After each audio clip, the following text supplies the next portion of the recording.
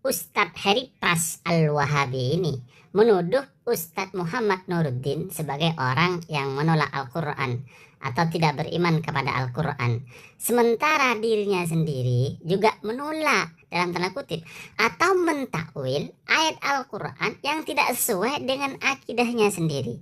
Kalau ayat Al-Quran yang sesuai dengan akidahnya Heri Pras, maka tidak ditakwil. Tapi kalau ada ayat Al-Quran yang tidak sesuai dengan akidah Heri Pras, maka oleh Heri Pras ditakwil. Na'udzubillah dari akidah yang sesat dan konsep yang tidak konsisten.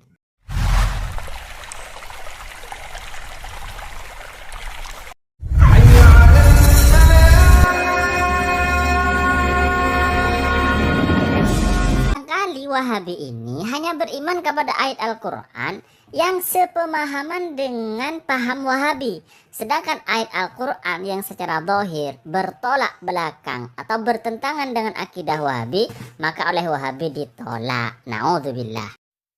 Nah, berikut ini kami jelaskan bagaimana pemahaman ayat istawa alal arsy dan wahwa ma'akum ainama kuntum.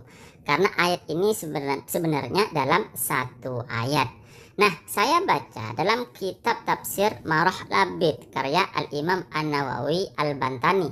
Jadi beliau ini dari Indonesia ya, Imam Nawawi. Nah, beliau menjelaskan seperti ini. Tsummastawa alal arsy. Kemudian Allah itu istawa di atas ars. Maksudnya adalah tasarrafa fi mulkihi tasarrufan taman.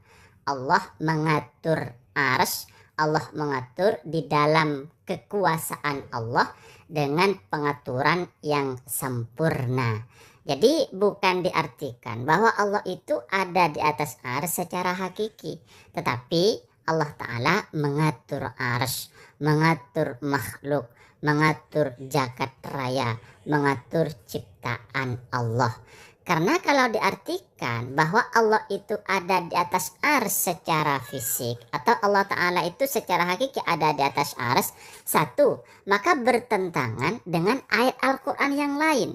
Yang kedua, berarti Allah Ta'ala memiliki kesamaan dengan makhluk dan diliputi oleh makhluk. Karena kalau Allah ada di atas ars, berarti di bawahnya Allah itu dibatasi oleh ars.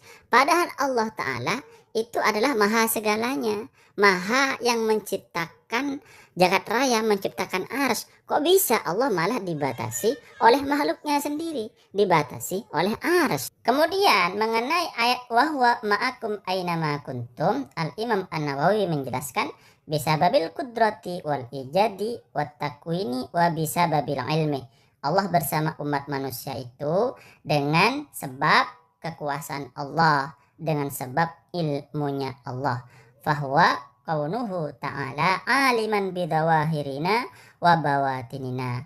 Allah Ta'ala, maksud Allah Ta'ala itu bersama umat manusia, maksudnya adalah Allah Ta'ala mengetahui dohir kita, mengetahui batin kita, labil makan wal jihah. Jadi Allah Ta'ala bersama umat manusia itu bukan berarti Allah tempatnya ada bersama manusia, atau Allah secara jihad, secara arah itu bersama manusia, ada di dekat manusia, ada di samping manusia. Itu bukan seperti itu pemahamannya. Maka dari sini bisa kita pahami bahwa Ahlus Sunnah wal Jamaah dalam akidah itu konsisten konsepnya. Kalau dalam satu ayat boleh mentakwil, maka dalam ayat lain juga boleh mentakwil ketika butuh untuk ditakwil. Dan masalah takwil ini adalah cara yang kedua di dalam akidah Ahlus Sunnah wal Jamaah.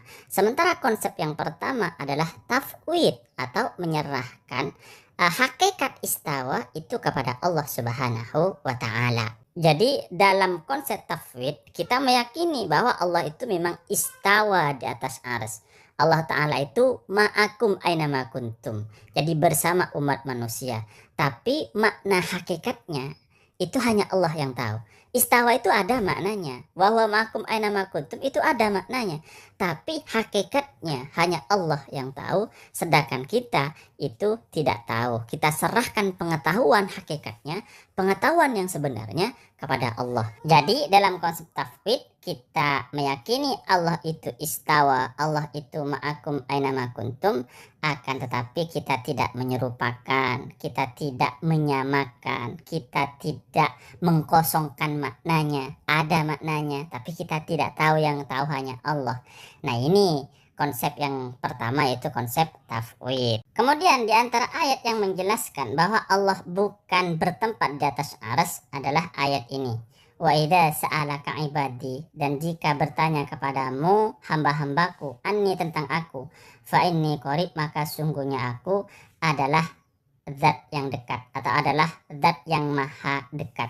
Jadi di sini Allah secara zahir ya, ayat Al-Qur'an secara zahir menjelaskan bahwa Allah Ta'ala itu dekat dengan manusia. Maka bisa difahami Allah bukan bertempat di atas arsy. Karena kalau bertempat di atas arsy berarti Allah itu jauh. Sedangkan ayat ini menjelaskan Allah maha dekat dengan umat manusia. Tetapi lagi-lagi Wahabi di dalam ayat ini mentakwil. Jadi Wahabi sama dengan Ahlus Sunnah wal Jamaah dalam ayat ini mentakwil.